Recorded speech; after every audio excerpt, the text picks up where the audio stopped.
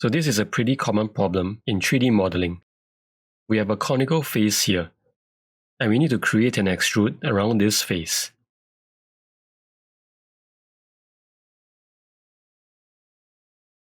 Since the conical face has a slope to it, we will have a gap here.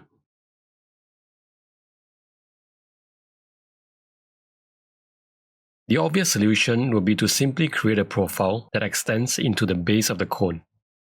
I am generally not a big fan of methods that require any kind of arbitrary overlapping. So let's take a look at an alternative way to do this.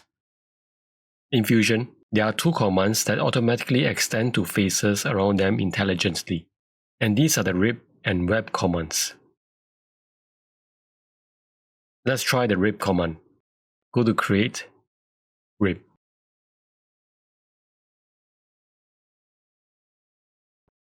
Select the sketch as a profile. For Start, select from Top. For Extend type, select to Next. Adjust the distance.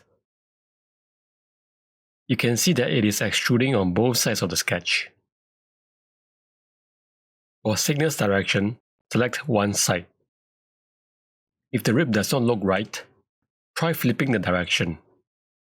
The rip command creates an extrusion that automatically extends to the conical face.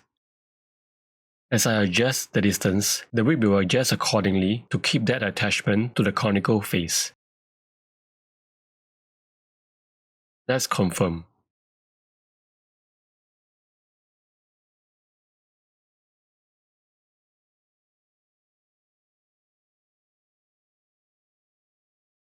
If we change the draft angle of the cone, the rip updates accordingly. Since the sketch is attached to the circle, if we change the size of the circle,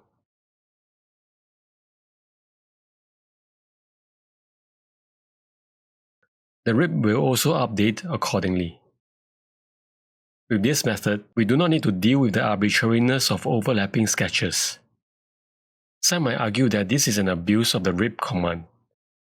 For me, this is just a creative use of the unique ability of the rip feature to conform to its surroundings. I will let you be the judge of that. Do let me know in the comments.